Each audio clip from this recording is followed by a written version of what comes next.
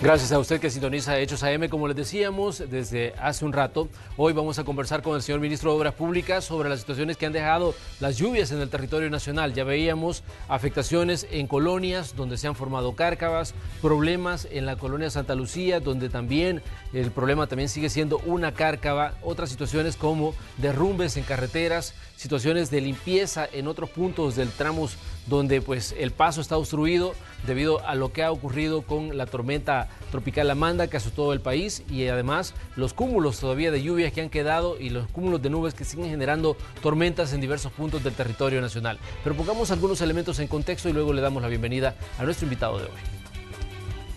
El gobierno de Alemania, a través del Banco de Desarrollo Alemán, ha otorgado un préstamo de $26 millones a El Salvador por los efectos de la tormenta tropical Amanda, los cuales tienen que ser ratificados por la Asamblea Legislativa. Esos fondos serán destinados para trabajar en obras de mitigación, además de atender efectos de las lluvias en la zona urbana del área metropolitana de San Salvador.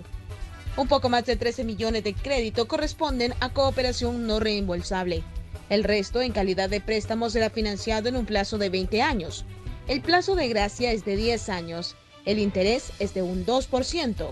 El ministro de Obras Públicas informó que de los $26 millones, 5.2 millones serán para atender la problemática de la residencial Santa Lucía y 3 millones para la residencial Brisas de San Francisco. Esta mañana conversaremos con el ministro Romeo Rodríguez para conocer más sobre esta situación. Bienvenidos a la entrevista de Hechos AM.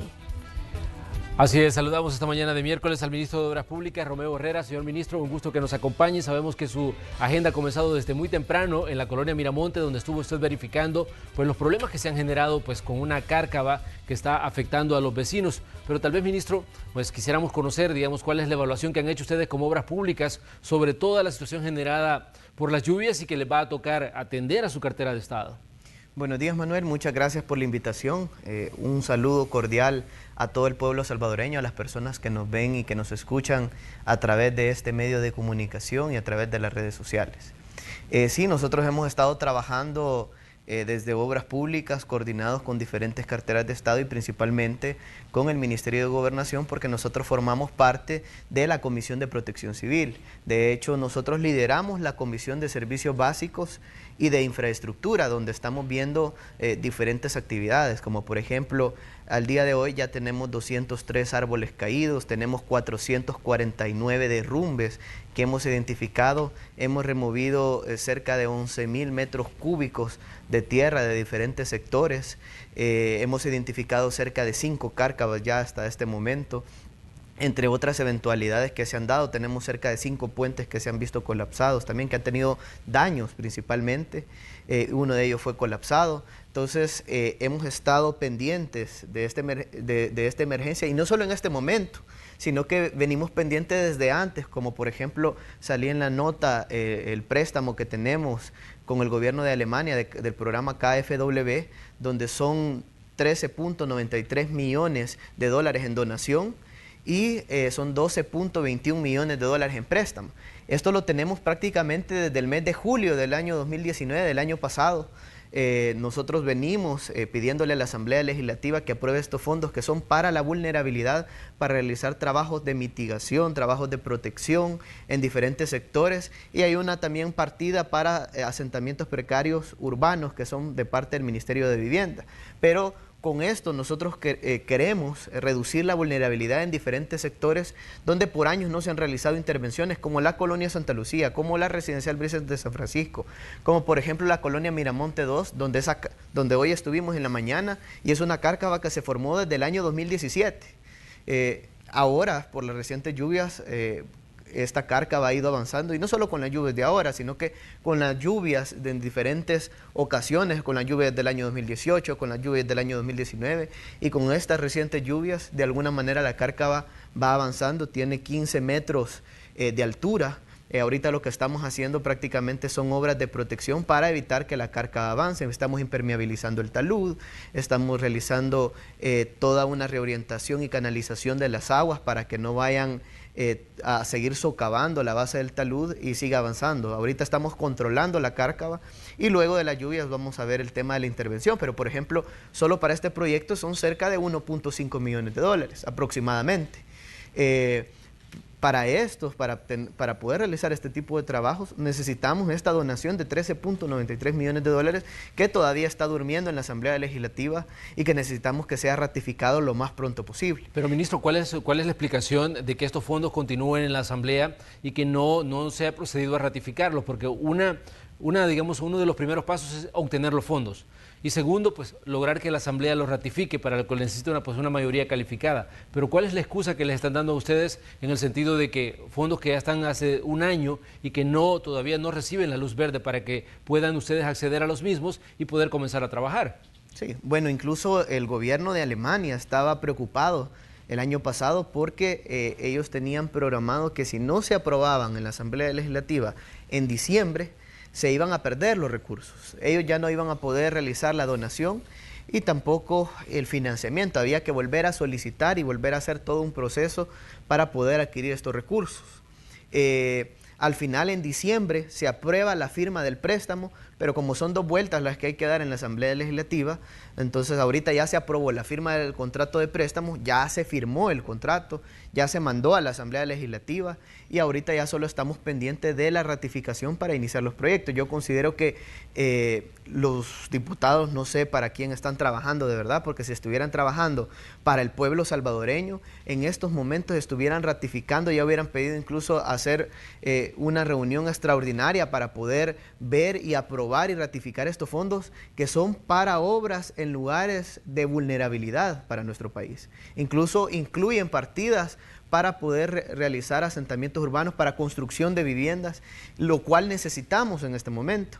Y son 13.93 millones de dólares de donación que no sé por qué no lo quieren aprobar. Al final yo creo que el pueblo lo va a juzgar, ellos saben para quién trabajan, nosotros mientras tanto vamos a seguir trabajando para el pueblo salvadoreño. Aunque no tengamos los fondos, por ejemplo, para realizar la obra de 1.5 millones, pero estamos realizando ahorita obras de protección para contener y evitar que esa cárcava llegue a avanzar. Y pero así ministro, como en diferentes lugares.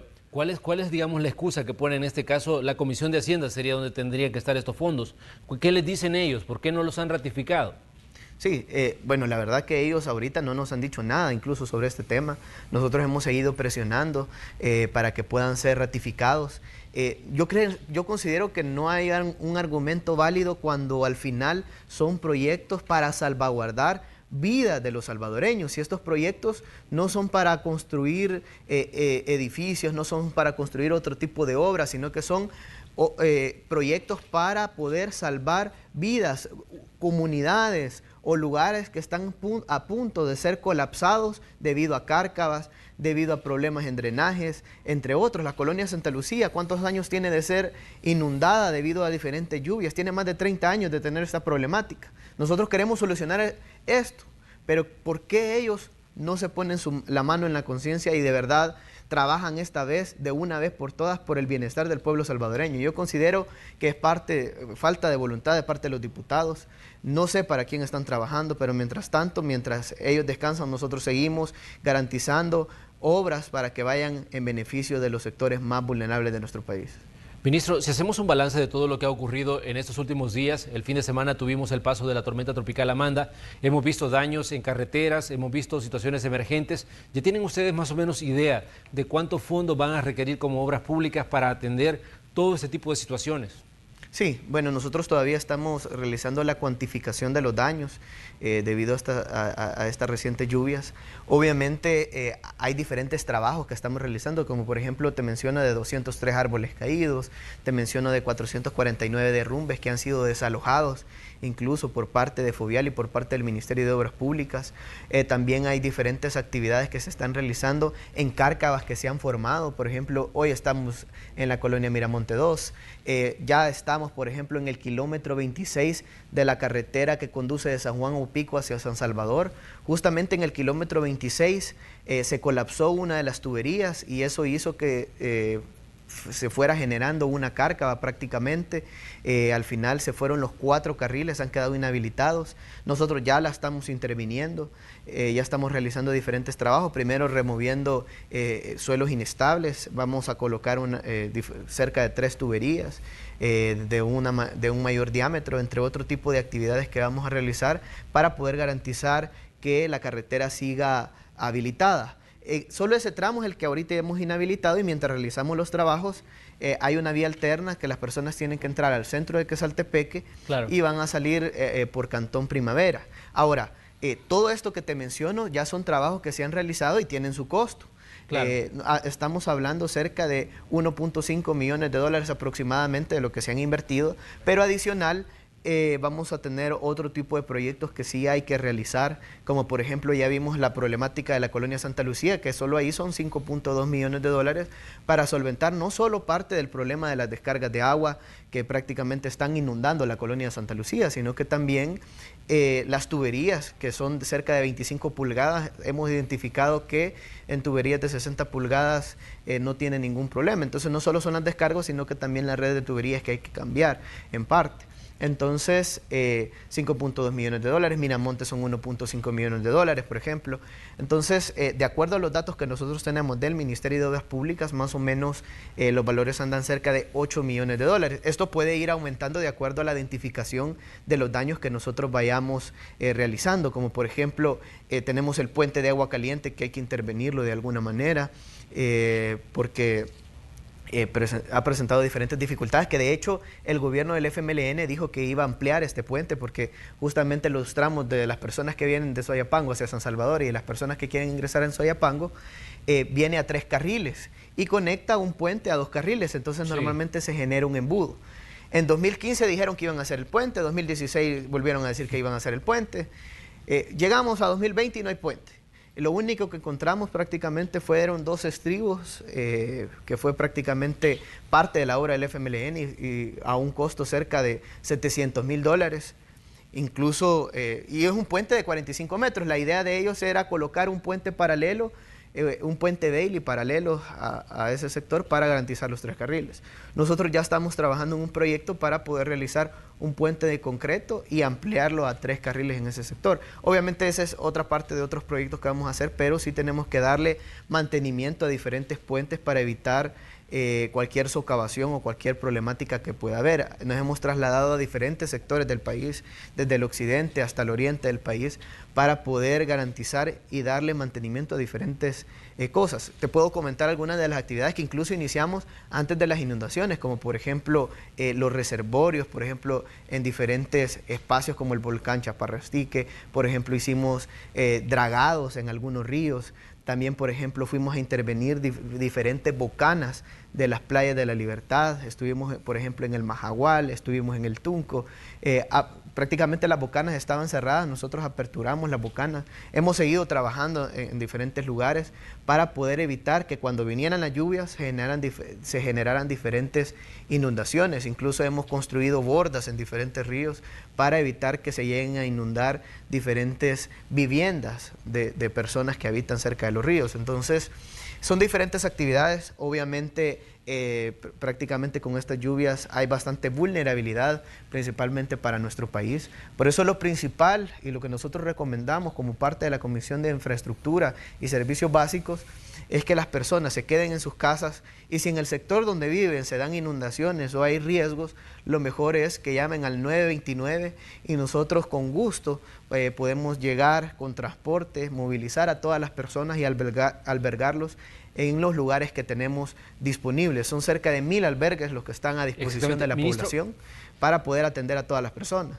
En la administración anterior se dijo que El Salvador había salido de la lista de los países más vulnerables ante fenómenos y desastres naturales, pero estamos viendo una situación en la que todavía seguimos siendo pues altamente vulnerables en diversos puntos. ¿Qué dicen ustedes a la población respecto a los niveles de vulnerabilidad que tiene El Salvador ante todas las afectaciones que usted ya nos estaba mencionando?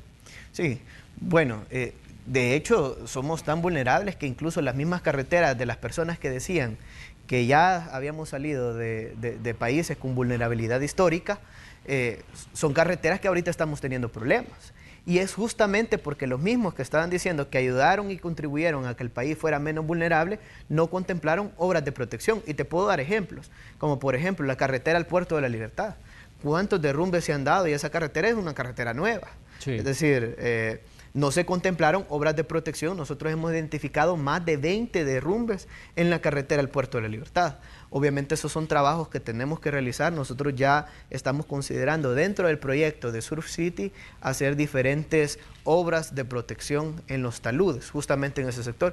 Incluso, por ejemplo, el Bypass de la Libertad, en su momento no se consideraron realizar obras de protección en los taludes. Nosotros hemos incluido eso porque queremos garantizar y salvaguardar que todas las nuevas carreteras que nosotros construyamos sean infraestructuras resilientes y que tengan todo el componente de adaptación al cambio climático. Entonces, con eso vamos a poder reducir de alguna manera la vulnerabilidad. La carretera de Los Chorros, por ejemplo, se cambió el pavimento a concreto hidráulico y al final hemos tenido diferentes derrumbes. Más de 30 derrumbes hemos registrado por parte del Ministerio de Obras Públicas, caídas de rocas, diferentes escombros. Por ejemplo, incluso el balneario de Los Chorros se ha visto afectado. Sí. ¿Y por qué cuando cambiaron el concreto hidráulico no realizaron obras de protección? Incluso esta carretera se ha venido interviniendo prácticamente cuando se dan caídas de rocas, cuando se dan derrumbes. Nunca se ha hecho de manera preventiva y así diferentes carreteras y espacios de nuestro país. Hay muchos puentes, por ejemplo, que ya la capacidad hidráulica, prácticamente la altura ya no da para poder evitar cualquier tipo de inundación en los sectores. Entonces se han dado inundaciones en puentes, se han dado socavaciones, justamente porque no se contemplaron incluso las proyecciones de los estudios hidráulicos de acuerdo al tiempo. Entonces, son cosas que nosotros ya estamos revisando. En algunos lugares hemos tenido que realizar dragados, en otros lugares hemos realizado otro tipo de actividades para evitar que se lleguen a dar mayores afectaciones. Entonces, justamente eso es en parte. Obviamente, por ejemplo, en el área metropolitana hemos detectado diferentes lugares donde se dan inundaciones en nuestro país. Tenemos un plan maestro, de hecho, de aguas lluvias que se trabajó junto con el BID. Nosotros lo recibimos en noviembre del año 2019, del año pasado. La primera fase consta de 52 millones de dólares y hay que realizar diferentes obras. De hecho, ya comenzamos con algunos proyectos de esos, como por ejemplo, ya comenzamos con un sistema de drenaje sostenibles en Merliot, por ejemplo. Estamos haciendo diferentes drenajes en ese sector. También en Barrio Candelaria, que es un sector que normalmente se daban inundaciones. Estamos haciendo también una serie de drenajes y hay una serie también de lagunas de laminación que hay que realizar para poder evitar diferentes inundaciones, como por ejemplo se han dado inundaciones en la Málaga, por ejemplo. Es decir, en esos lugares no deberían de haber inundaciones, sí se realizan diferentes obras para evitar riesgos y evitar la vulnerabilidad. La Málaga se convirtió, digamos, en un punto de referencia a raíz de la tragedia que ocurrió allá por el año 2008, cuando un bus se fue ahí y murieron más de 30 personas. Después vino una serie de intervenciones en las que se dijo que se iba a solventar parte del problema, pero las familias ahí continúan en alto grado de vulnerabilidad. Ya vimos lo que pasó el fin de semana cuando el nivel de la quebrada del Arenal subió e incluso nuevamente el agua invadió las calles y se metió incluso a algunas viviendas. ¿Qué decir sobre lo que ahí se hizo, ministro? Sí, lo que pasa es que prácticamente ellos ya sabían la capacidad que iba a tener la quebrada en el Arenal, esta laguna de laminación que se realizó. Según nuestros datos, solo iba a poder soportar lluvias por una cantidad de tiempo de 45 minutos. Pero después, de alguna manera, esto provocó que se desbordara. Es decir, al final hay que realizar diferentes obras, esa no es una obra integral, hay que realizar una serie de obras para poder garantizar el beneficio para la población y reducir de alguna manera la vulnerabilidad. Te puedo dar ejemplos, por ejemplo, cuando hicieron, por ejemplo, el paso de desnivel en Maferrer, esa obra como tal no soluciona el problema del tráfico. Hay que realizar una serie de pasos a desnivel para poder solucionar la problemática, entre otro tipo de cosas, porque no solo pasos a desnivel, claro. En algunos lugares hay que poner semáforos, quitar redondeles, etcétera. Hay que realizar diferentes actividades. En algunos lugares quizás hay que ampliar la carretera. Obviamente uno de los principales aportes que consideramos más que ampliar carreteras es el transporte. Hay que apostarle al transporte, pero lejos de eso, lo que te quiero decir es que el paso a desnivel como tal no solucionaba el problema. Hay que hacer una serie de actividades. De igual manera, en este caso, la laguna de laminación reduce la vulnerabilidad, pero hay que realizar otro tipo de actividades para poder hacer una obra de manera integral. Nosotros no queremos realizar obras que al final no estén completas, queremos realizar obras integrales, como por ejemplo el caso de la colonia Santa Lucía, una cárcava. Antes intervinieron esa cárcava, pero prácticamente el problema no fue solucionado para las familias. Prácticamente lo que hicieron no era lo que iba a solucionar la problemática, se originó la cárcava y le siguieron pidiendo a las familias intervención. Desde el año 2015 estaban pidiéndole ayuda nuevamente para poder solucionar la problemática. Hay que solucionar todo el tema de drenaje, hay que solucionar todo el tema de las descargas de agua, las tuberías, etcétera. Entonces, todo ese tema nosotros ya lo estamos viendo. Obviamente son inversiones mucho más grandes, pero la idea de hacer un proyecto es que sea un proyecto integral, no un proyecto a medias como se hacía en el pasado. Entonces, por ejemplo, en este momento lo que tenemos que hacer de alguna manera es movilizar a las personas. Ya Protección Civil está en este tipo de actividades para que diferentes sectores vulnerables del país puedan llegar a diferentes albergues. Hay muchas personas que llegaron a los albergues y ya están y se quieren ir incluso. Hay personas que salieron de los albergues porque vieron de alguna manera, como las lluvias se calmaron, que esto ya no iba a continuar. Nosotros hacemos un llamado a la población, hacemos un llamado también a todas las personas que están en sus casas y están en sectores vulnerables, que llamen al 929 y nosotros con gusto le vamos a proporcionar transporte. Nosotros queremos salvaguardar las vidas. Las cosas más materiales se pueden reponer, pero las vidas no las vamos a reponer. Entonces, para nosotros es sumamente importante llevar a estas personas a albergues mientras pasan estas lluvias que estamos teniendo en estos momentos. Muy bien, ministro, vamos a hacer un pequeño espacio para comerciales, pero cuando regresemos vamos a hablar también del compromiso que adquirió el presidente de la República ante la comunidad Nuevo Israel, donde dijo que se iban a construir viviendas para las personas que las han perdido en medio de esta situación de lluvias que ha tenido el territorio salvadoreño. Él decía, se van a construir viviendas valoradas en $10,000 y decía, esto lo va a hacer Obras Públicas. Vamos a conocer pues qué nos dice el ministro sobre ese proyecto anunciado por el presidente. Regresamos enseguida.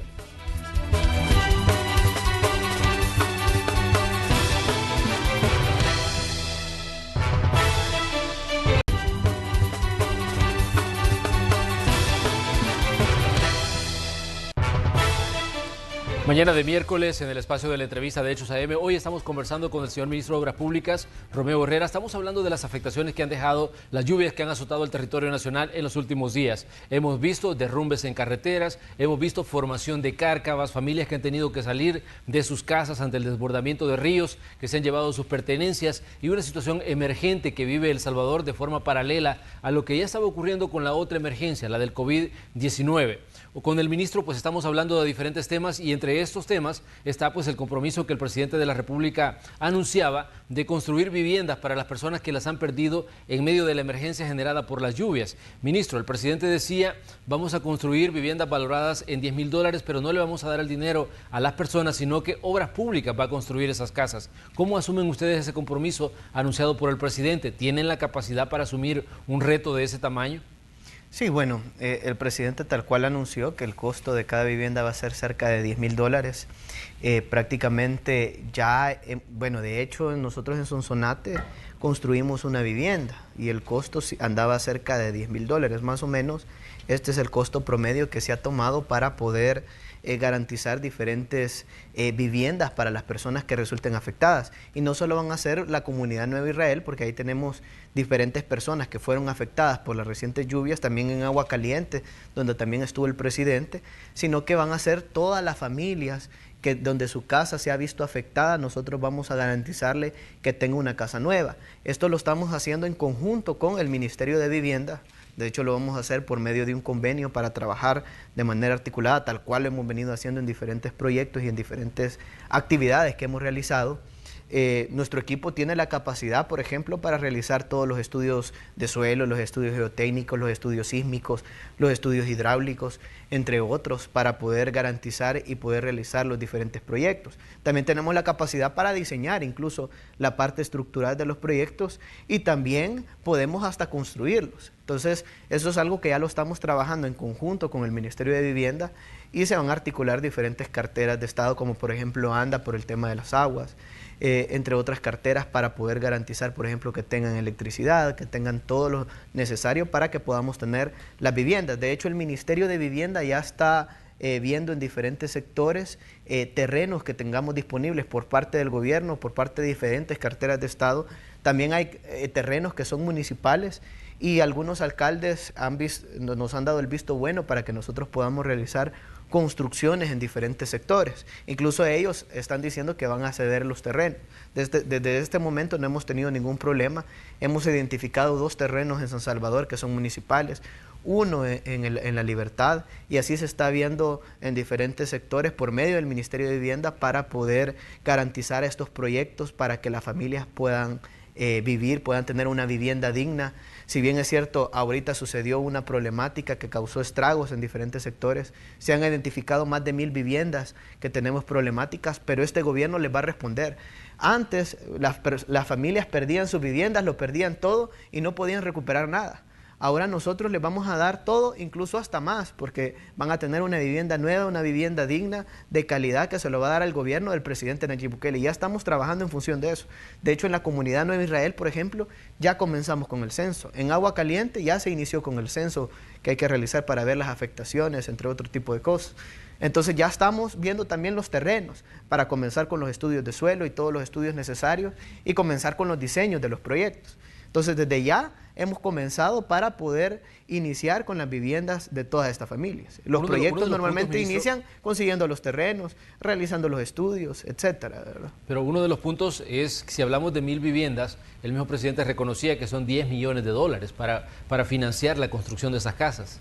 Sí, son cerca de 10 millones de dólares. Esto prácticamente se va a realizar lo más pronto posible. Los fondos van a venir de los fondos FOPROMID, que son parte de la Comisión de Protección Civil, estos 10 millones de dólares, y las viviendas que sigan resultando afectadas, este monto puede subir. Ahorita pueden ser 10 millones, después puede ser mucho más. Esto va a depender de acuerdo a las afectaciones de las diferentes familias en diferentes sectores. Entonces nosotros lo que queremos hacer es, si una familia, por ejemplo, lo perdió todo, nosotros como gobierno vamos a tratar de garantizar que lo recupere todo, y no solo lo va a recuperar todo, sino que hoy va a tener un mejor lugar donde va a poder estar, donde va a poder vivir, una casa nueva que va a ser de la persona. Entonces, ya se están consiguiendo los terrenos, ya vamos a iniciar con los estudios de suelo, estudios sísmicos, estudios hidráulicos, etcétera. Ya vamos a comenzar con la etapa después de los estudios, con la etapa de diseño, y luego se viene la etapa de construcción.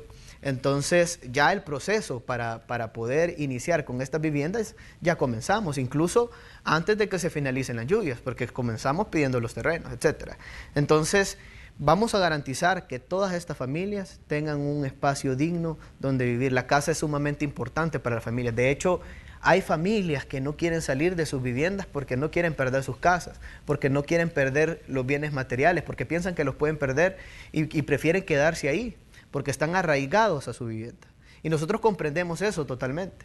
Pero nosotros en este momento lo que le pedimos a todas las familias es que llamen al 929 si están en alguna zona de vulnerabilidad, porque nosotros lo que queremos es salvaguardar la vida de la población.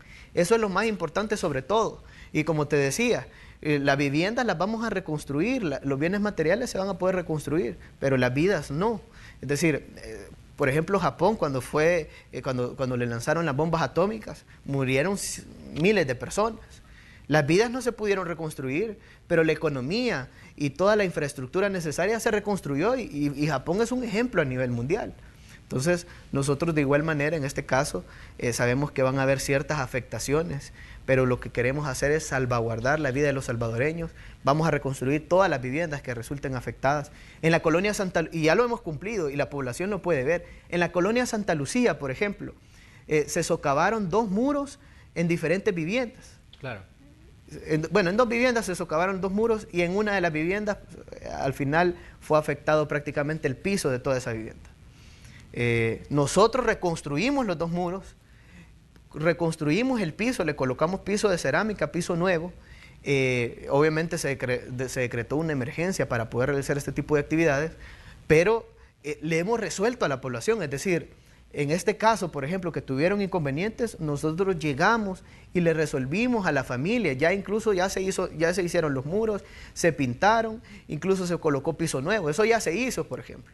Entonces, eso da una muestra de que el gobierno de Nayib Bukele cumple con todas las cosas que promete. Entonces, estas personas resultaron afectadas por las lluvias el 13 de mayo y ya se les cumplió. Y así las personas que resulten afectadas por estas recientes lluvias, también van a tener una solución por parte del gobierno. En el caso de la colonia Santa Lucía, ministro, esto definitivamente va para largo ahí, porque hemos visto que los trabajos incluso se han visto afectados a raíz de las tormentas que hemos tenido desde el fin de semana y la situación pues se complicó para muchas familias porque las casas se llenaron de agua. ¿Cuál es la respuesta que tienen ustedes como obras públicas para todas estas personas que muchos están ya desesperados porque dicen, miren, este es un problema que venimos acarreando desde hace muchos años y nunca se ha resuelto y ahora pues esperamos que esta situación termine para poder continuar con nuestras vidas? Sí, bueno, yo creo que hay que diferenciar dos cosas. Uno es la residencial Santa Lucía y la otra es la colonia. Sí. La residencial Santa Lucía, por ejemplo, es donde tenemos una cárcava que se formó hace años. Es un problema de descargas de aguas, prácticamente no se le ha dado el mantenimiento adecuado, entre otro tipo de cosas. No se contemplaron las obras de mitigación necesarias para poder evitar que se llegara a formar una cárcava. Entonces, nosotros ya estamos interviniendo ese sector, la residencial Santa Lucía, los trabajos continúan. Obviamente, a medida que se dan lluvias, nosotros tenemos un sistema de evacuación. Primero, obviamente, quienes evacúan son las personas y después la maquinaria queda en el sector, en el caso que llegue a suceder alguna lluvia. En estos momentos, de alguna manera, por las lluvias, los trabajos se paralizan. Claro, ya llevamos cerca de un 60% de avance. Eso permite que de alguna manera no se vean afectaciones en la obra como tal. En el caso de la colonia Santa Lucía, ya lleva más de 30 años que se dan inundaciones. De hecho, por ejemplo, se formó una cárcava en la comunidad Belén debido a todas las descargas de agua hace cerca de 30 años.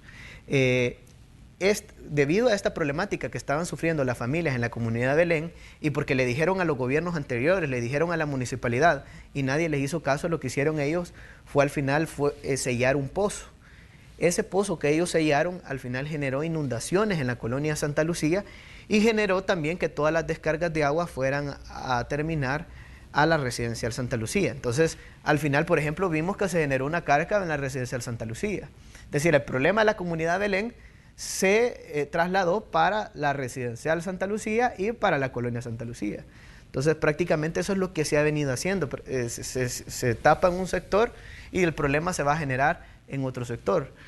Ahí hay que hacer diferentes obras. Nosotros lo que hicimos antes de las lluvias fue un desvío provisional ahí por la escuela Kennedy. Ahí hay una cancha que se llama Cancha Azteca. Ahí realizamos diferentes actividades para poder hacer un desvío de todas las aguas que llegan al sector. Lo que ha sucedido en estos momentos es que ya la cancha queda inundada, pero no da la capacidad, porque de todos modos no es una obra que va a solucionar de manera integral la problemática, sino que es una obra que al final garantiza que no se generan mayores afectaciones, reduce de alguna manera la vulnerabilidad. Entonces, cuando esta cancha ya queda inundada, siempre hace que se generen inundaciones en la colonia. Lo que hay que hacer acá es realizar diferentes cambios de tubería, mejorar la capacidad hidráulica, controlar el tema de las descargas de agua.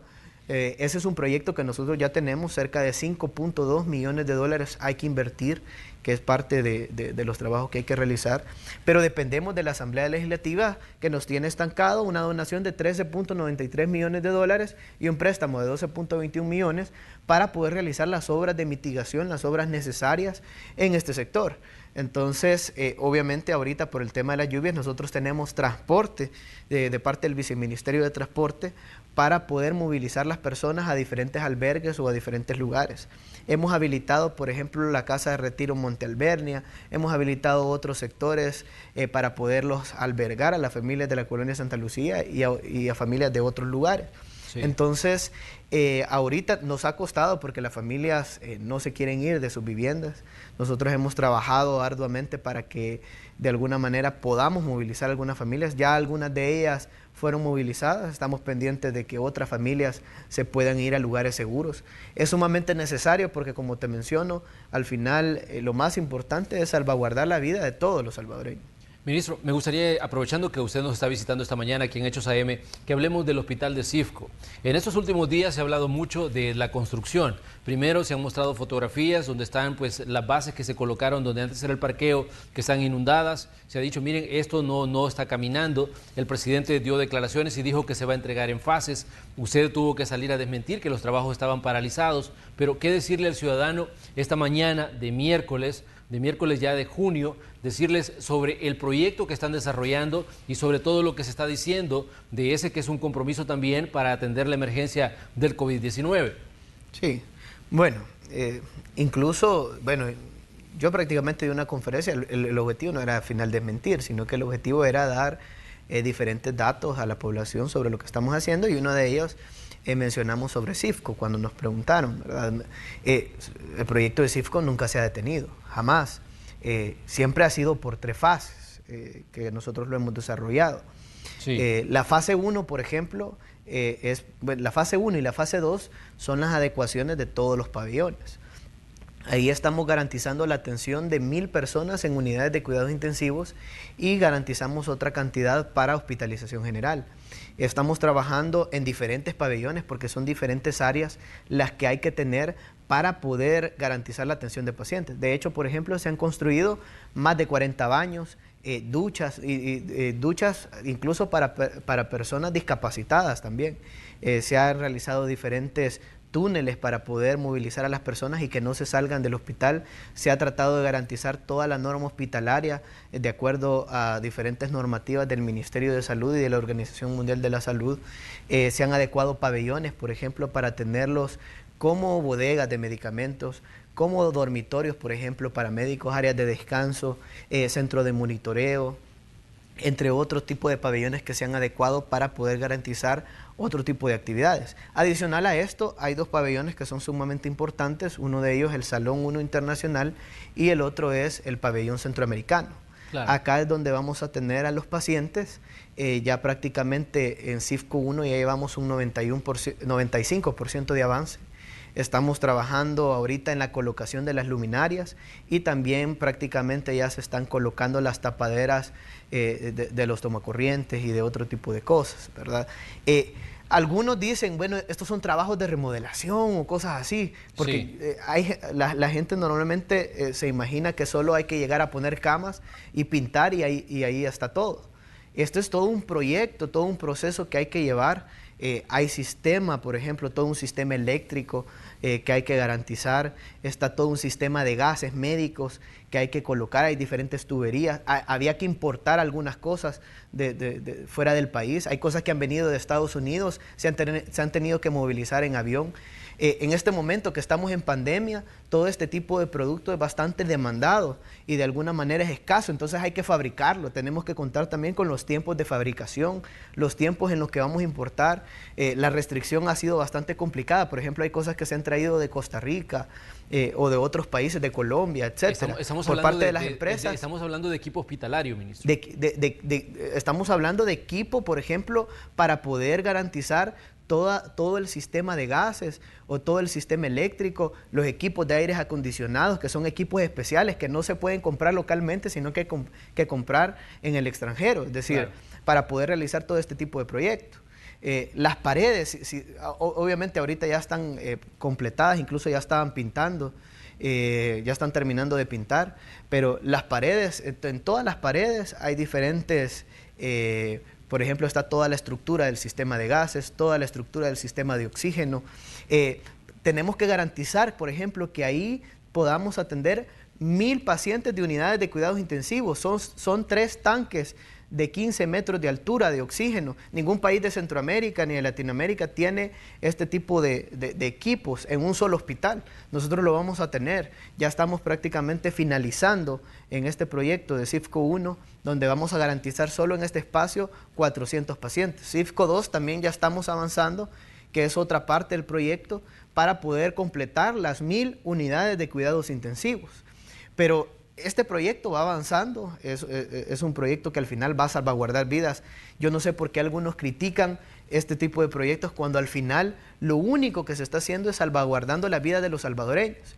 Y CIFCO 3, que normalmente lo han estado criticando, claro, yo te quiero decir algo. Y no, por ejemplo, ¿cuánto se tardaron para construir el hospital del Seguro Social en San Miguel? Más de 3 años y al final nunca lo finalizaron. Nosotros tuvimos que llegar a terminar este proyecto. ¿Y qué es lo que pasó? ¿Cuántas veces inundó? Un montón de veces. Es decir, ahora le toman fotos a CIFCO 3, al edificio que vamos a construir, solo para poder generar polémicas y querer decir algunas cosas. Es decir, cualquier inundación, cualquier infraestructura de nuestro país ha sufrido inundaciones, cualquier proyecto que se esté realizando en este momento. Obviamente se tienen diferentes mecanismos para evacuar las aguas y hay bombas achicadoras, entre otro tipo de cosas. Incluso tomaban fotos de diferentes periódicos y otras cosas, si es que se les puede llamar periódicos, donde ponían, donde se veía la foto y se veían los trabajadores en el momento. Es decir, se veía que estaban trabajando.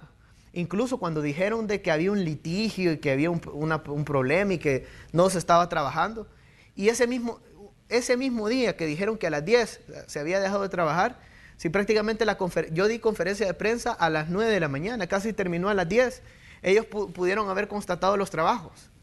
¿Y por qué no fueron a ver de verdad si se estaba trabajando o no?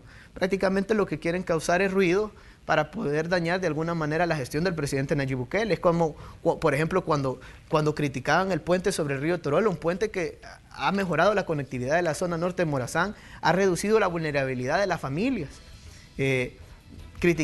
Prácticamente yo considero que nos van a criticar por cualquier cosa, pero mientras más nos critican, nosotros más estamos trabajando, más vamos a realizar proyectos, más vamos a reconstruir toda la red hospitalaria de nuestro país. Ya estamos, por ejemplo, habilitando 81 unidades de cuidados intensivos, 16 son en el Hospital Saldaña, 21 en el Hospital Rosales, son 15 en el Hospital Militar, 6 en el Hospital Sacamil y 4 en el Hospital San Rafael. Es decir, estamos bueno, incluso son cerca de 82 unidades de cuidados intensivos al final las que vamos a habilitar. Y estas son unidades que no contábamos nosotros. Estamos trabajando no solo en la red hospitalaria de nuestro país, sino también en este gran hospital que va a atender diferentes posibles pacientes de COVID-19.